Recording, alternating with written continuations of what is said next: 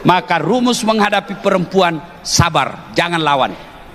Nggak usah ajak ngomong. Apalagi kalau dia sudah bilang pokoknya, diam saja kau. Saya kalau istri saya sudah bilang pokoknya ambil obat tidur, ngomel aja kau, saya sudah tidur. Jangan kau layani, karena ndak gampang juga jadi perempuan. Hei, kau kira gampang jadi istri? Hamil, ibu-ibu enak ndak hamil? Enak. Kenapa kau ulang-ulang? 9 bulan pak, ndak tengkurap 9 bulan. Mana ada ibu-ibu hamil tengkurap? Sampean itu 9 bulan ndak tengkurap. Bapak-bapak 1 bulan tidak tengkurap, pusing. Iya toh? Makanya jangan hina istrimu. Ibu juga jangan hina suamimu. Karena dah gampang cari nafkah. Di kantor kita dimaki-maki. Siap pak, siap salah pak, siap salah pak. Dia bilang sendiri, kenapa kau tidak dilawan? Apa mau dilawan? Nah dia manajer. Maka tidak gampang juga itu. Dipikir bagaimana kau dibelikan emas, dipikir dibelikan kau baju baru, dipikir dibelikan AC rumah supaya kulitmu tidak rusak. Dia pikir semua itu suamimu. Maka kalian jadi suami jangan pernah kau takut sama istrimu. Kenapa? Nah kau yang cari duit, gajimu semua diambil, masa kamu takut sama istrimu? Ada begitu di sini? Berhenti kau jadi laki-laki. Masa laki-laki di kantor, di rumah ibu.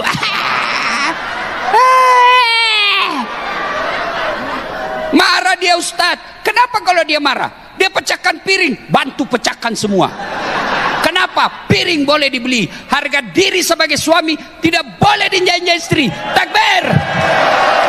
Saya tahu orang Betawi pandai berpantun, orang Bugis tidak tahu berpantun pak. Kenapa? Karena orang Bugis tidak tahu romantis mulutnya, dia to the point saja.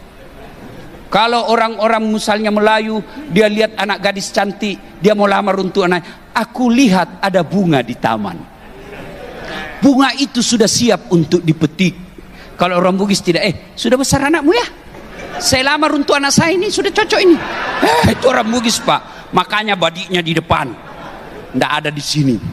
Makanya orang Bugis kalau dia menunjuk mana rumahnya Dasaat, sana. Kasar tidak, ini namanya telunjuk. Mana rumahnya? Ini jempol. Orang Bugis, sini, masuk kau makan. Begini tangannya pak. Kasar tidak, sportif. Mungkin ada orang silahkan masuk. 4 tertutup, 1 terbuka. Makanya bapak kalau ke tanah Bugis, semua makanan-makanan Bugis dapurnya di depan. Coto, konro, sop saudara, paluma, semua di depan. Kenapa? Dia mau tunjukkan apa yang saya masak, kau bisa lihat. Tidak disembunyi di belakang. Itulah orang Bugis pak. Tapi satu kelebihan orang Bugis, tidak takut sama istrinya. Cuma istrinya lebih berani. Islam secara benar, bukan Islam pencitraan, bukan Islam pilpres. Hati-hati dekat pemilu. Politisi langsung penampilannya kalah ustadz. Keluar masuk masjid pakai serban, pakai gamis, bagi-bagi kartu nama. Begitu terpilih dia ganti nomor HP-nya. Ada kau tahu begitu? Ya kau salah, kenapa kau pilih? Ya, Islamlah secara benar, dan janganlah engkau ikuti langkah-langkah setan, karena sesungguhnya setan itu musuh yang nyata bagi kalian. Musuh kalian bukan polisi, musuh kalian bukan tentara, musuh kalian bukan ulama, musuh kalian adalah setan, di mana setan itu musuh yang nyata bagi kalian. Bapak-bapak jangan musuhi polisi. Bapak pikir enak di Indonesia kalau tidak ada polisi? Motormu hilang siapa kau cari? Pak Imam, imam aja hilang motornya. Ya, siapa kau cari? Polisi. Maka cintai polisi. Polisi juga jangan tangkapi ulama. Karena kalau kau mati siapa bungkus kau? Maka yang baik, ulama polisi bersinergi menjaga Republik Indonesia. Dan ternyata di masjid yang mewah ini ada setan berkeliaran di tengah-tengah kita. Setannya bukan pocong. Apa setan yang ada di tengah-tengah kita? Bentuknya handphone. Orang sudah ceramah masih sibuk. Simpanlah dulu HP-mu. Woi, bos, saya itu kemarin pagi masih di Banjarmasin. Tinggalkan Banjarmasin, terbang ke Makassar, jam 11 tiba. Langsung pergi Kabupaten Sulawesi Barat, namanya Majene. 8 jam naik mobil. Nggak ke rumah saya itu, langsung dari bandara langsung ke Majene. Dari Majene malam tadi acara Maulid itu pulang jam 11 malam, sampai di Makassar jam 5 pagi. Nggak pergi lagi saya tengok anak istriku, langsung ke bandara. Setengah 5 tadi, setengah 6 tadi boarding sampai ke sini. Untuk apa? Menghormati undangan Bukaka. Maka saya sudah menghormati perusahaan kalian, tolong hargai juga perasaanku. Mana caranya? Simpan itu HP-mu. Selama kau pegang HP pasti tidak dengar ceramah. Saya mau rekam Ustadz. Kalau Bapak Ibu rekam gambarnya tidak jelas, suaranya tidak jernih, pasti kabur. Sudah jelek muka kau kasih kabur lagi. Gimana caranya? Tuh ada kamera saya bawa. Ada kamera, gambarnya bagus, suaranya jernih. Tapi kau bawa pulang kameramu Ustadz, tenang, buka di YouTube. Hari ulang tahun PT Bukaka. Nah, itu muncul, ketik. Sudah tidak mau muncul Ustadz, hakul yakin tidak ada kuotamu. Sudah nonton, jangan lupa like and share. Kalau ada iklan, jangan di skip. Karena kalau kau skip, saya tidak dapat apa-apa. Yang bagus, kalian semua dapat ilmunya, saya dapat tulusnya. Jangan ketawa, saya serius. Ya, simpan HP, bisa? Bisa? Wa qala idzan, bismillahirrahmanirrahim. Ya ayyuhalladzina amanu taqullaha haqqa tuqatih wa la tamutunna illa wa antum muslimun. Wahai orang-orang yang beriman, bertakwalah kalian kepada Allah dengan sebenar-benarnya takwa, dan janganlah kalian mati kecuali dalam keadaan beragama Islam. Ayat ini Jumat dibacakan khatib, seolah-olah Allah ingin berkata kepada kita, wahai hambaku, kamu mengaku Islam, kamu identitasmu Islam tertulis, tapi belum tentu kau mati dalam keadaan beragama Islam. Dan rasa-rasanya ayat ini susah diterima akal. Jangan kamu mati, berarti mati kau yang ngatur. Woi, jangan mati ya, berarti mati mau-maumu. Padahal mati, mau atau tidak, tiba saatnya pasti mati. Orang kaya, orang miskin, raja-raja, rakyat biasa, ponder,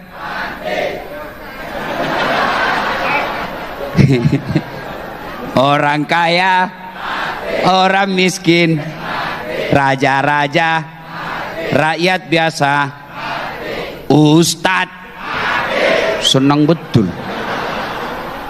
Semua mati. Berarti yang jadi masalah bukan mati.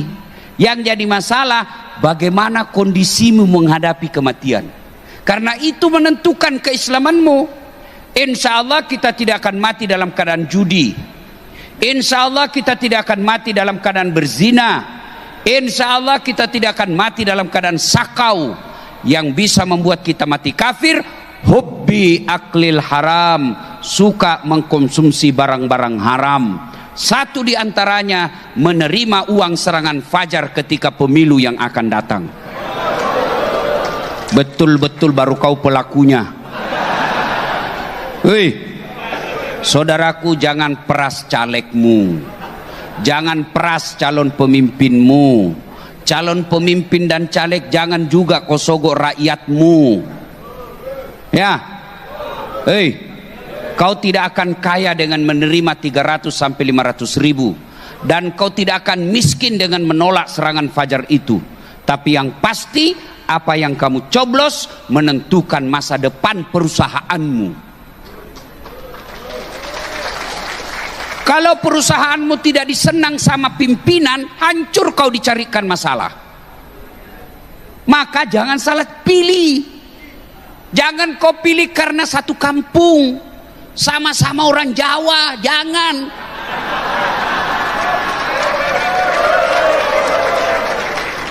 Kalau sama-sama orang Jawa, kapan kami orang Bugis jadi pemimpin? Jangan pilih karena sekampung, jangan pilih karena separtai, jangan pilih karena segolongan, tapi pilih yang betul-betul kamu yakin bisa menyelamatkan Republik Indonesia. Capek kita sudah lihat ini. Nggak usah kau membuli, nggak usah kau sebarkan berita kebencian karena kamu bisa ditangkap. Tapi bagaimana caranya? 2024 kau membalas. Caranya jangan pilih mereka yang kamu tidak senang, kau yakini merusak negara kita. Betul. Betul dikasih 500.000 lupa betulnya. Ya. Wa qala idzan bismillahirrahmanirrahim. Innallaha wa malaikatahu yusalluna 'alan nabi. Ya ayyuhalladzina amanu sallu alaihi wa sallimu taslima. Sesungguhnya Allah dan para malaikatnya bersalawat kepada Rasulullah Muhammad sallallahu alaihi wasallam, maka wahai orang-orang yang beriman, bersalawatlah kalian kepada Rasulullah dengan sebaik-baik salawat. Ibu bapak, saudara-saudara sekalian, suatu kali Nabi ketemu dengan malaikat yang jari-jarinya lebih sejuta. Bayangkan Pak, jari-jarinya lebih sejuta. Bapak berapa jari-jarinya? 10. Cacat dong, tidak ada kakimu. 20. Ini pengaruh lapar ini Pak. Nabi tanya itu malaikat, kenapa banyak betul jarimu? Allah takdirkan saya bertugas mencatat air hujan yang turun. Itu malaikat Pak, kalau dia ditakdirkan mengusung aras sampai kiamat, itu aja kerjanya.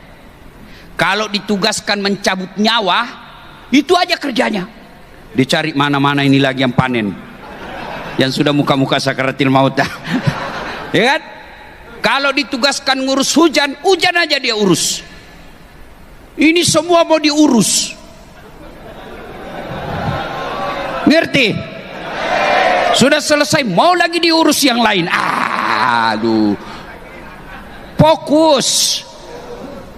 Akhirnya Nabi tanya, betul malaikat kau mampu mencatat air hujan? Iya. Kucatat yang jatuh di gunung, kucatat yang jatuh di darat, kucatat yang jatuh di laut. Semua aku catat, tak setetes pun aku tidak catat. Lalu malaikat ini berkata, ya Muhammad, ada satu yang tidak mampu aku catat. Apa? Ketika umatmu berkumpul di masjid, ketika umatmu berkumpul di satu tempat, lalu mereka bersalawat bareng-bareng kepadamu, aku tidak bisa mencatat betapa banyak pahala yang Allah turunkan di tempat itu. Pak, orang masuk surga bukan tidak ada dosa. Kalau orang masuk surga tidak ada dosa, tidak ada isinya surga Pak, kecuali Muhammad SAW. Mana ada orang tidak ada berdosa di masjid ini? Mana? Hah? Muka-muka penuh dosa semua saya lihat ini. Nah, jangankan kalian pegawai bukaka, kurang apa solehnya para nabi? Apa kalian pikir Nabi tidak ada dosanya? Nabi Adam makan buah khuldi, Nabi Yunus sangka buruk dalam dakwah kepada Allah, Nabi Nuh gagal didik anaknya. Iya toh, Ibrahim pernah bohong depan Raja Namrud. Itu Nabi, apalagi kamu pegawai bukaka. Pastilah ada dosa. Minimal dosa apa? Curi jam kerja.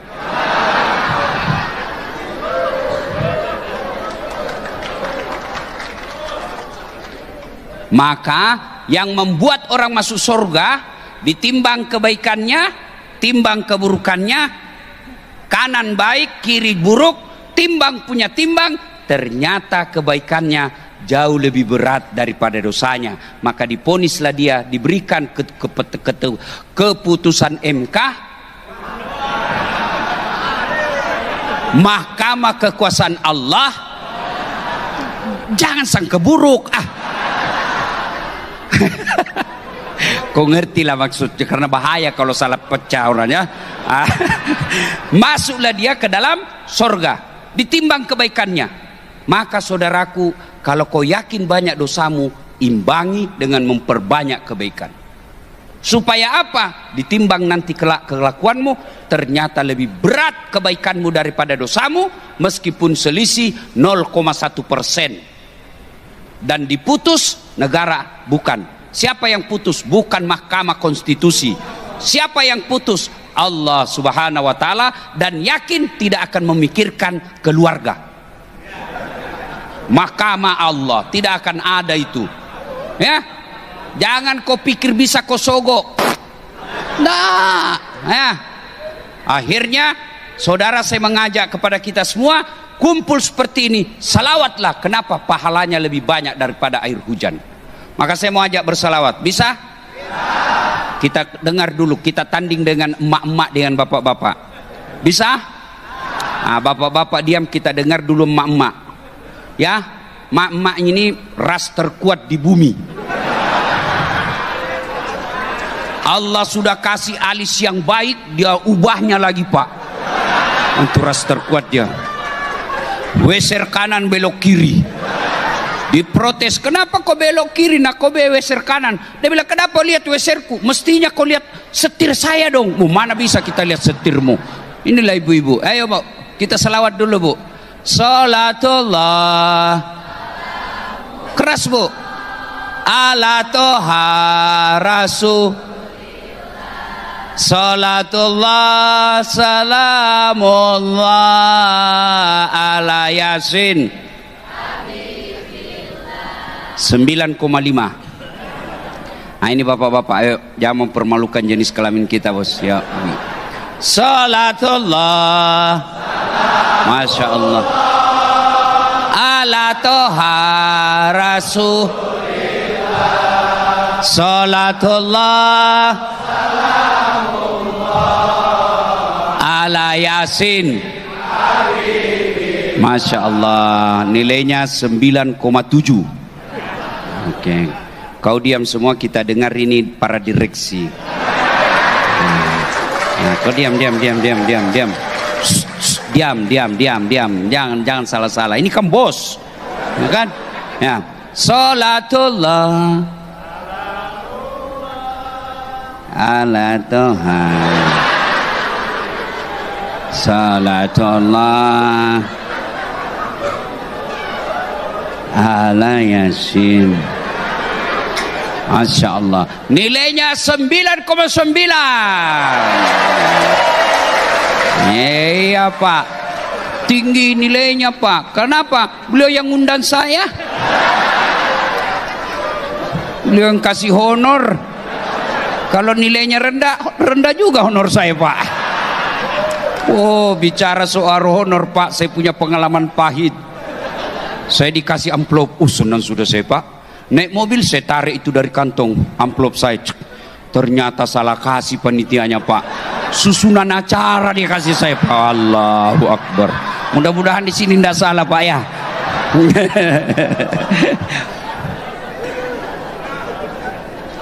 Ibu bapak, saudara-saudara sekalian, teristimewa yang kita hormati, Bapak Haji Suhaili Kalla beserta keluarga besar Kalla Group dan PT Bukaka. Para bos-bos, saya tidak tahu siapa namanya bapak, saya takut salah. Ini anak muda lebih gagah dari saya, tapi saya penuh pesona. Mana buktinya? Semua kamu foto sama saya toh. Yang insya Allah dimuliakan dan dirahmati oleh Allah Subhanahu Wa Taala. Saya tadi larang MC untuk membaca kurikulum vitae karena dia bisa mengambil waktu 15 menit. Ya, sudahlah, ini bukan kita mau pilpres. Saya bukan calon. Jadi tidak usah dibaca. Itu dibaca kalau saya seminar. Nah, itu kalau berkaitan dengan dunia akademik, baru dibaca. Kalau ceramah Bapak tidak perlu. Kenapa? Selalu kau nonton videoku di YouTube. Kau sudah tahu saya. Ya kan? Nah, sekampunya Pak Suhaili. Tidak berarti nepotisme. Kenapa saya diundang ceramah? Karena saya paling banyak followerku. Ya, nah sudah, kita masuk yang serius. Bapak-bapak, mau ndak saya kasih kamera itu? Mahal itu kamera saya, Pak. Mau? Serius? Tapi begitu saya kasih langsung kau buta. Mana yang mau tadi? Mana? Angkat tangan. Berarti bos, yang mahal bukan kamera. Apa yang mahal? Mata. Allah kasih gratis, tidak perlu kau bayar. Itu biar kau punya duit beli kamera, kau ndak perlu ilmunya, kau ndak tahu ilmunya, pasti kau ndak bisa pakai. Fotostat setengah badan. Begitu jadi pusat ke bawah. Itu kan setengah badan juga. Harus ditahu berapa megapiksel kamera kita, berapa kekuatan cahaya, kecepatan angin, jarak antara kamera dengan orangnya, itu harus ditahu semua. Di zoom in, zoom out, autofocus atau bukan, putar-putar baru bisa bagus hasilnya. Tapi ini mata Allah kasih kamu, tinggal pakai. Autofocus, tidak perlu kau putar-putar. Siapa ya? Kabur. Enggak. Hebatnya lagi nih mata kita, dia bisa bedakan mana istri, mana tetangga. Bayangkan kalau tidak bisa dibedakan mana istri, mana pegawai. Tukar-tukar istri Pak di kampung. Wih, kenapa lain-lain rasanya ini malam Sabtu? Oh, ternyata Satpol PP. Maka kita ucapkan Alhamdulillah. Alhamdulillah. Bu, pernah lihat ada perempuan dia kawat giginya? Mungkin ada di sini. Nggak usah kau lihat-lihat di. Ternyata itu mahal. Bisa harganya lebih mahal daripada harga umroh. Dia simpan aja di giginya. Dulu di kampung saya pagar yang dikawat, sekarang gigi yang dikawat, Pak. Dan usianya itu ibu dia kawat giginya sudah 55 tahun. Terlambat nih bos. Apa dia? Apa itu behel yang mahal? Apa itu kawat yang mahal? Bukan, tapi apa yang mahal? Gigi. Biar mau kawat harga 100 juta, tidak ada gigimu, apa kau mau kawat? Dan hebatnya lagi nih gigi, dia bisa batasi, Allah batasi tumbuh dan panjangnya. Parpi, pernah kau bayangkan bagaimana seandainya gigimu tumbuh seperti rambut? Gondrong sudah gigimu. Ya, bapak-bapak, saya yakin bapak dipilih oleh istri karena gigimu rapi. Coba kalau gigimu gini, nggak diterima kok di perusahaan ini. Maka kita ucapkan Alhamdulillah. Alhamdulillah. Masya Allah. Pak, mau saya kasih handphone? Mulai kau mikir sekarang toh? Gratis. Handphone paling mahal. Kutanya unlimited, tapi begitu saya kasih langsung tuli. Mau diapa handphone kalau sudah tuli? Halo, halo, rusak lagi nih HP ya, HP baru kok rusak. Bukan HP rusak, telingamu masalah. Maka yang mahal bukan handphone, bukan jaringan, tapi telinga. Allah kasih kau telinga gratis, dan hebatnya ini telinga, daunnya bagus. Tempatnya bagus, proporsional. Pernahkah Bapak Ibu bayangkan bagaimana seandainya daun telingamu satu di bawah pantat? Halo, ya. Kamu di mana? Di rumah. Ya.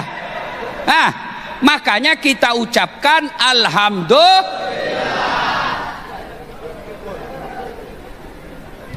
Pak Suhaili kasih kau mobil Toyota, gratis, full tangki. Mau? Mulai kau berpikir toh? Mau? Nggak mau. Tapi begitu kau dikasih langsung lumpuh, tidak bisa bergerak. Berarti yang mahal bukan mobil, tapi yang mahal Allah kasih kau kaki yang bisa berjalan.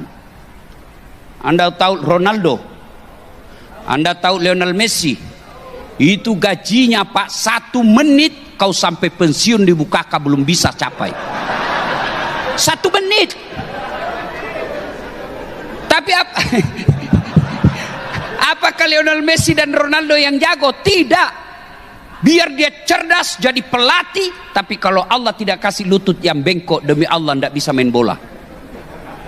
Dia bisa main bola karena kakinya bisa bengkok toh, lututnya.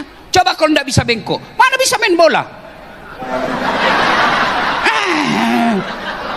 Iya toh, bapak bisa naik tangga karena bisa bengkok lututmu. Mana bisa naik tangga? Dan bapak bisa bikin anak karena lututmu bisa bengkok. Mana enak kalau tidak bisa bengkok lutut, pak? Tidak ada gaya yang masuk, pak. Jangan ketawa anak, ini urusan orang tua. Dan bapak bisa pegang handphone karena jari-jarimu bisa bengkok. Mana bisa kau ketik SMS kalau dia WhatsApp kalau jari-jarimu tidak bisa bengkok?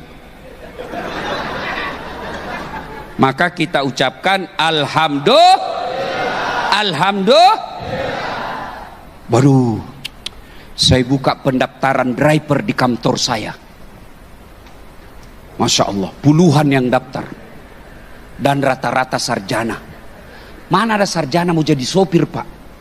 Tapi karena tuntutan hidup, daftar, bahkan ada yang magister mau jadi sopir. Kenapa? Karena susahnya pekerjaan. Alhamdulillah ada PT Bukaka, tempatmu bekerja. Tidak perlu lagi kau bawa maaf. Kamu sudah bekerja. Tapi posisi saya beda. Justru itu beda sehingga perusahaan ini jalan. Kalau kau semua mau jadi direktur, siapa yang mau angkat-angkat besi? Tidak jalan ini perusahaan. Iya. Kalau semua jadi CEO, siapa yang bersihkan lantai? Masa CEO bersihkan lantai? Tidak jalan ini perusahaan. Maka bersyukur dengan mengucapkan Alhamdulillah. Tapi gajiku sedikit, Ustaz. Kamu bayangkan gaji orang banyak, maka sedikit. Coba kalau kau bandingkan gaji orang yang angkat-angkat batu cobek, yang mereka di jalan jual-jual kerupuk, sudah syukur alhamdulillah dia dapat 50.000 satu hari. Kenapa kau anggap gajimu kecil?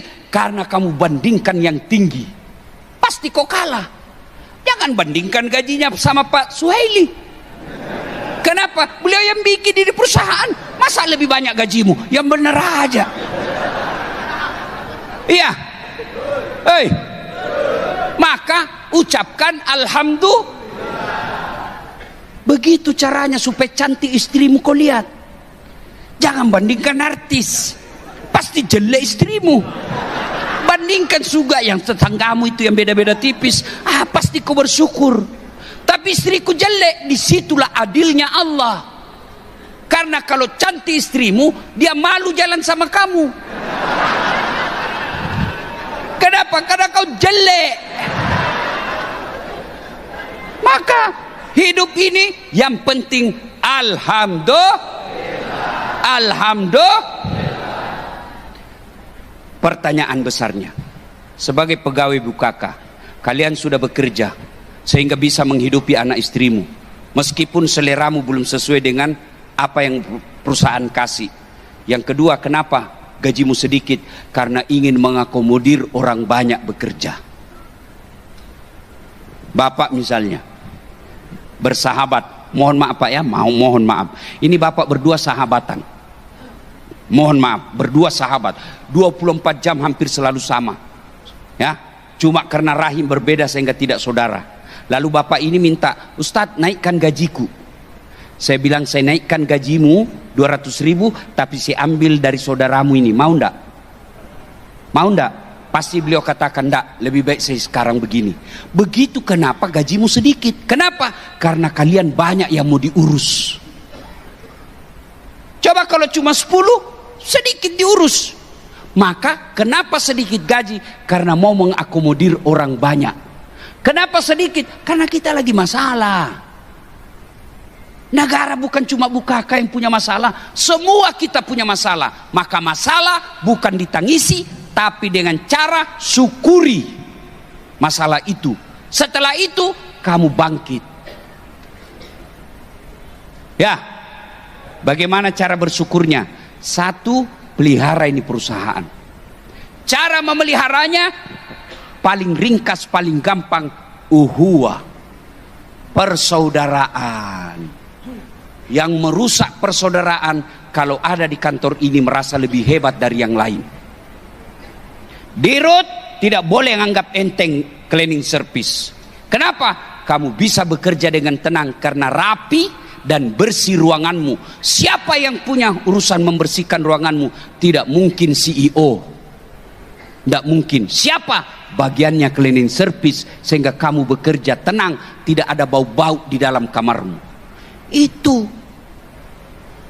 Kalian pegawai jangan anggap remeh security. Kenapa? Kalian bisa tenang bekerja karena ada yang jaga motormu. Siapa yang jaga motormu? Tidak mungkin Parpi. Yang bener aja aku suruh jaga motor. Siapa yang jaga motormu? Itulah security. Kalian juga pegawai, jangan suka meremehkan pimpinanmu. Kenapa? Karena dia bos. Kenapa dia bos? Karena beliau yang atur ini manajemen. Resikonya jauh lebih besar, resiko manajemen, daripada kalian pegawai. Maka bersyukur. Caranya apa? Jangan ada sombong di antara kalian.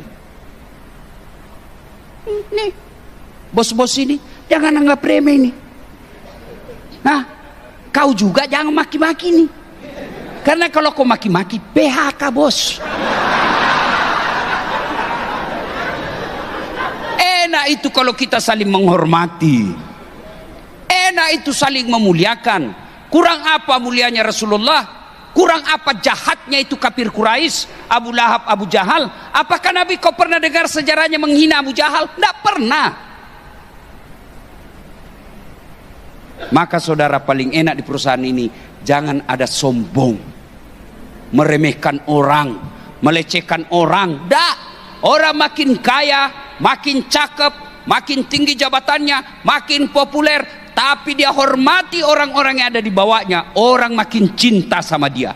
Orang makin cinta sama dia, makin panjang umurnya. Kenapa panjang umurnya? Karena banyak doakan.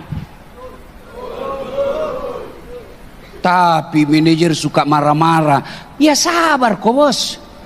Masa kau yang memarahi manajer? Kan tidak mungkin. Ustadz pun tidak boleh sombong.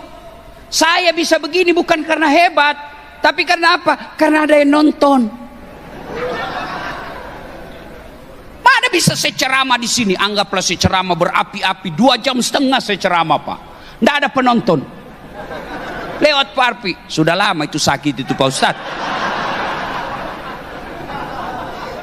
Ya, yang bisa memecah perusahaan ini kalau ada kesombongan di dalamnya. Jangan ada sombong. Orang hina kamu, sabar biar Allah yang balas.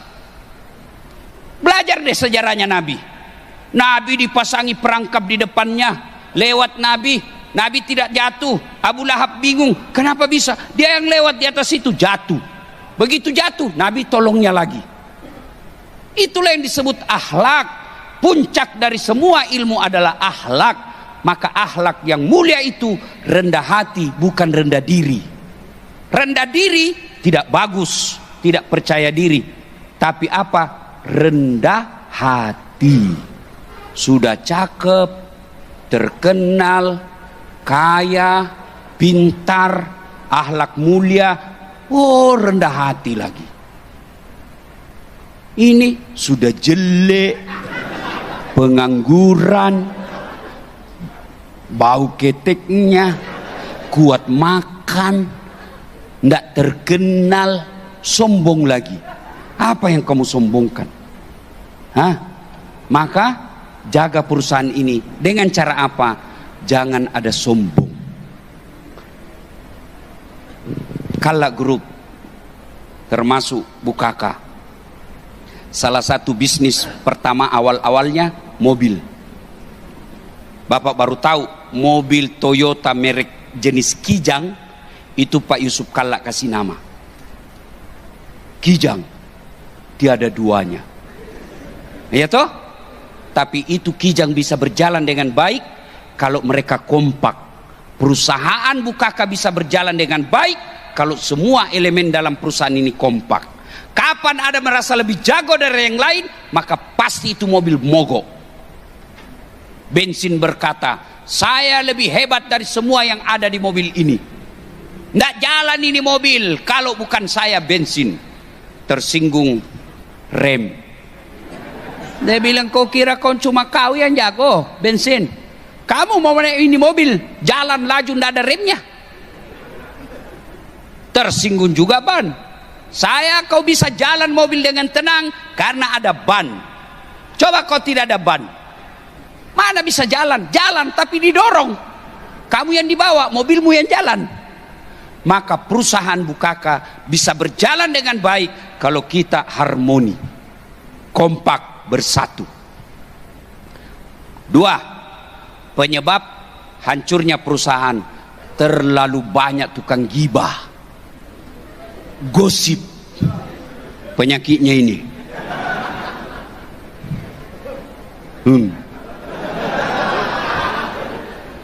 Kumpul begini masih gosip itu.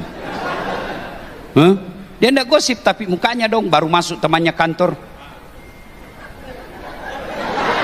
Dia enggak ngomong tapi sinis mukanya.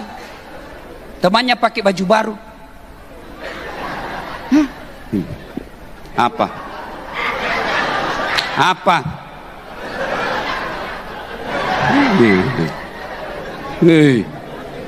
Hei, tukang gosip merusak perusahaan.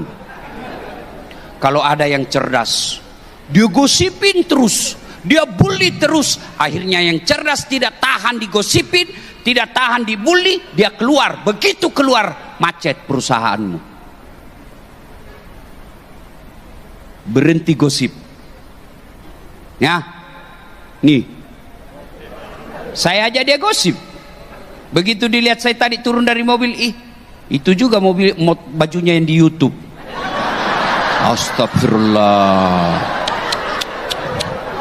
Itu yang viral itu juga bajunya dia pakai. Memang motifnya sama, tapi 3 bajuku begini.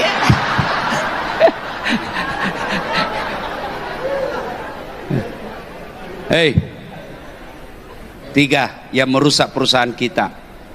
Malas. Mau dapat gaji tinggi, mau dapat promosi, tapi malas.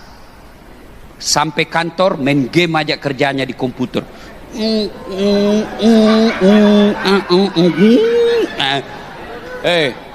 Percaya saudaraku, di perusahaan ini Anda kerja, di perusahaan ini Anda cari nafkah sehingga bisa menghidupi anak istri. Tapi kalau kau malas bekerja, bukan cuman kamu yang rugi, perusahaan bisa tutup. Maka jadikan perusahaan ini ladang amal untuk mendekatkan kepada Allah dalam mencari nafkah. Lihat itu saudara-saudara kita, berapa banyak ingin cari nafkah, ternyata tidak dapat kerja. Kalian sudah kerja, syukuri, karena kalau kau tidak bersyukur, maka Allah cabut nikmatnya. Ya. 4. Percayalah, tidak ada perusahaan tidak ada masalahnya. Jangankan perusahaan, kurang apa solehnya Nabi, kurang apa doanya Nabi, kurang apa ibadahnya Nabi Muhammad sallallahu alaihi wasallam. Tidak pernah bicara kasar, tidak pernah ganggu orang, tahajudnya tiap malam, duhanya tiap pagi, sekali duduk 100 kali istighfar. Itu Nabi. Apa kamu pikir tidak ada masalahnya dalam hidupnya? Baru lahir, masih dalam kandungan, sudah wafat ibunya. Belum lahir, sudah yatim, wafat bapaknya, sudah yatim. Lahir lagi, baru 4 hari bersama ibunya, dibawa lagi ke desa, berpisah ibunya untuk disusui Halimatus Sa'diyah. Berapa lama? 4 tahun. Kembali ke Mekah di saudara ibunya, usia 6 tahun pergi ziarah kubur, meninggal lagi ibunya di desa namanya Afwa. 6 tahun sudah yatim piatu. Mana ada tidak ada masalah? Itu Nabi. Setelah diangkat menjadi Nabi, diangkat berkeluarga, menikah dengan Siti Khadijah, apa tidak ada masalahnya? Berapa anaknya Nabi? Hei. Bahaya. Berapa anaknya Nabi?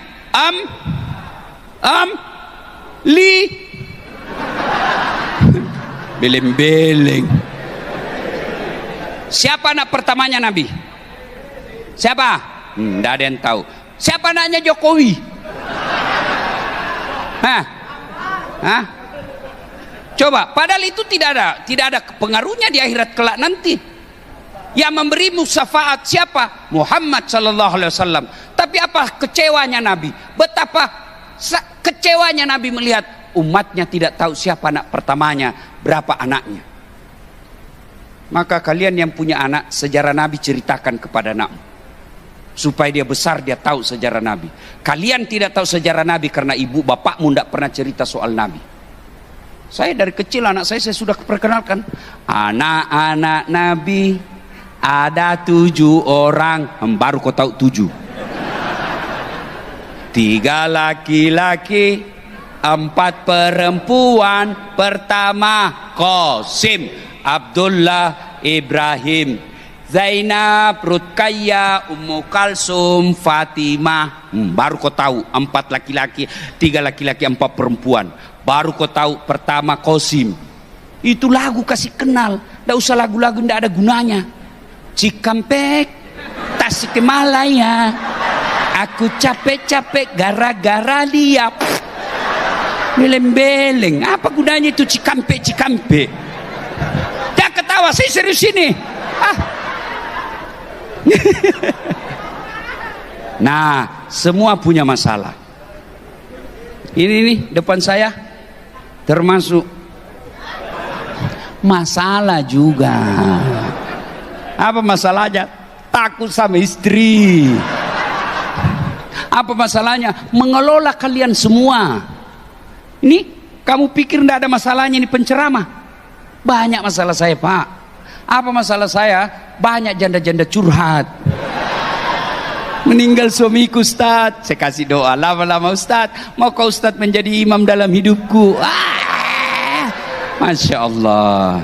Ya, semua kita punya masalah, termasuk PT Bukaka. Baru-baru kena kan bos kita. Itu kan juga masalah. Iya. Maka belajarlah dari sejarah.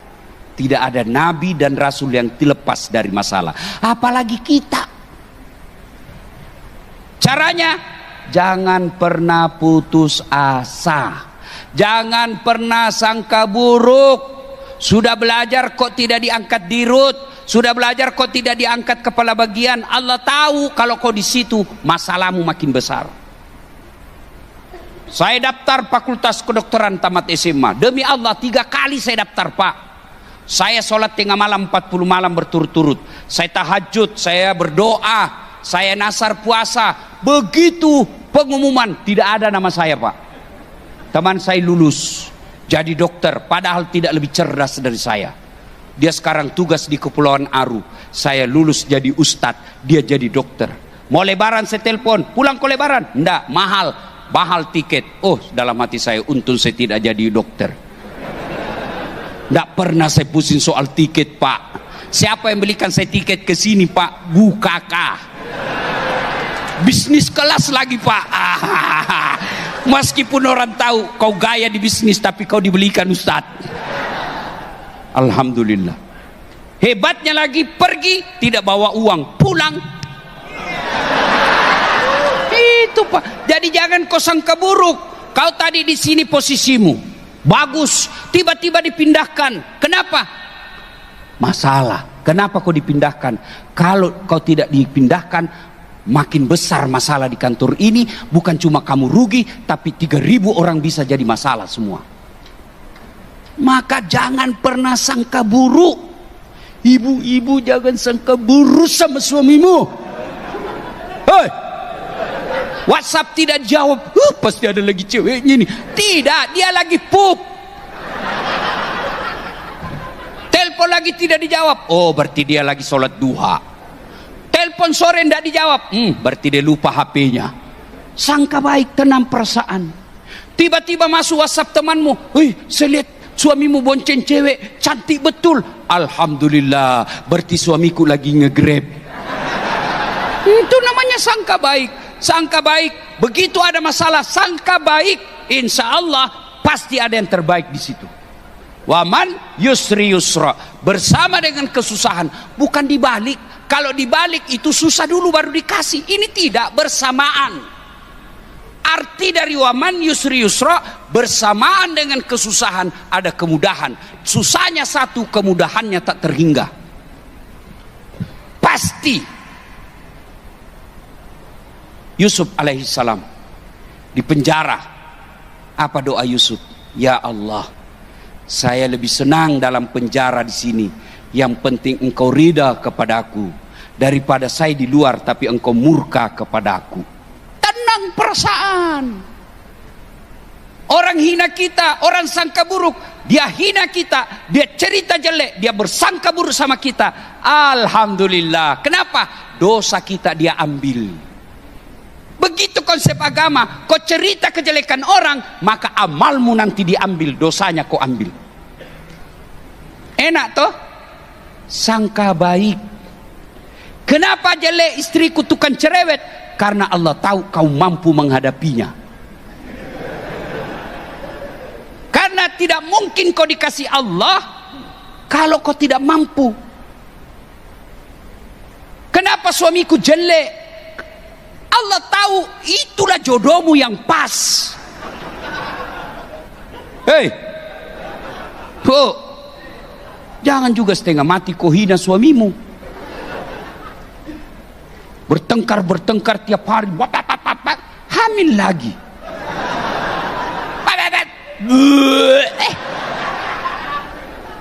Hei, Pak, jangan juga kau hina istrimu.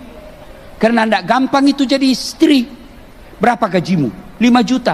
Kamu yakin bisa hidup 5 juta di Jakarta ini? 5 juta mana bisa hidup? Itulah hebatnya istri. Dia bisa jaga duitmu 5 juta. Coba kalau kau yang pegang. Tanggal 9 sudah habis. Itulah hebatnya perempuan. Meskipun dia suka ngomel, ngomelnya menunjukkan dia perempuan. Kalau dia tidak pernah ngomel, kelainan. Memang sudah begitulah perempuan. Dan hebatnya itu perempuan runut kalau dia marah. Persoalan pertama ditanya, selesai, nomor 2 lagi, selesai, nomor 3, tuntas semua, dia ulang lagi 3 tahun yang lalu. Itulah perempuan, Pak, ahli sejarah.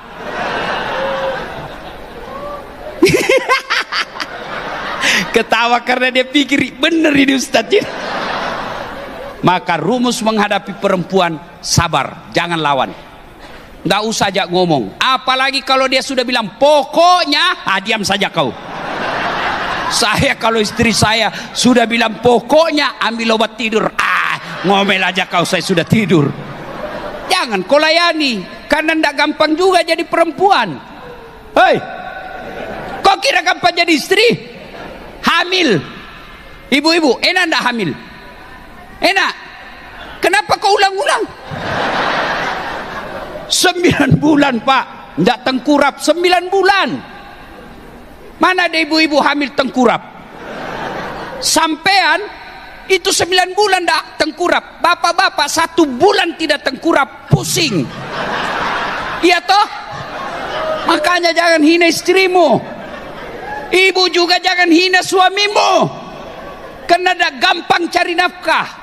Di kantor kita dimaki-maki. Siap Pak, siap salah Pak, siap salah Pak. Dia bilang sendiri, kenapa kau tidak dilawan? Apa mau dilawan? Nah, dia manajer.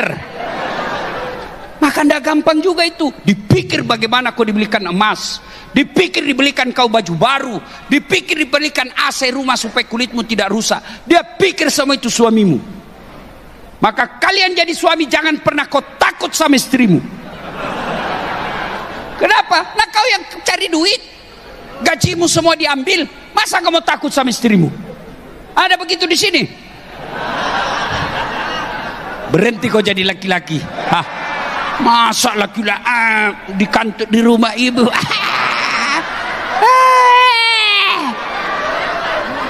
Marah dia Ustadz. Kenapa kalau dia marah? Dia pecahkan piring, bantu pecahkan semua. Kenapa? Piring boleh dibeli, harga diri sebagai suami tidak boleh dijanji istri. Takbir. Itulah yang takut sama istrinya. Hei Pak, kenapa saya perlu sampaikan ini? Kalian bisa bekerja dengan tenang karena dukungan istrimu. Mana bisa kita bekerja di Bukaka kalau istri kita suka ngomel? Istri kita tidak kasih tenang. Begitu kau sudah jalan setengah jalan, dia telepon ke istrimu, kau pulang cepat. Kenapa? Anakmu kesetrum. Mulai lagi kita Pak. Besok pergi lagi, kau pulang. Kenapa? Anakmu mau tenggelam. Balik lagi kita. 3 hari dipanggil sama SDM. Apa itu? 3 hari kau berturut-turut tidak hadir, turun jabatan. Gara-gara apa? Istrimu. Maka muliakan istrimu. Tidak mungkin rezekimu baik kalau istrimu kau tidak muliakan. Tenang Bas, tenang. Tenang, saya bela kau ibu. Ya, ibu bapak saudara-saudara sekalian, pada intinya tidak usah panjang ceramah kita. Tidak ada masalah yang tidak ada nilai dan manfaat dalam perusahaan. Tidak mungkin.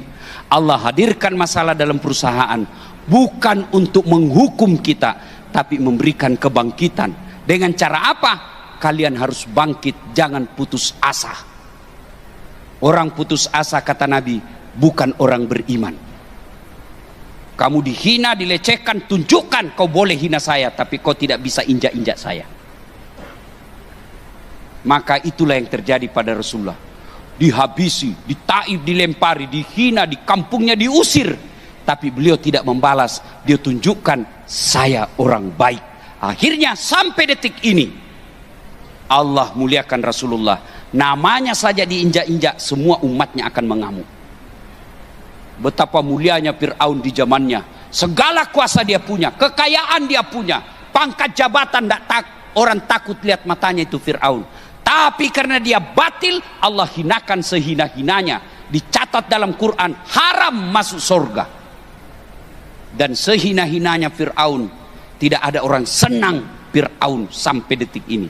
Mana buktinya? Tidak ada satupun di sini yang mau kasih nama anaknya Fir'aun. Coba begitu hinanya Fir'aun.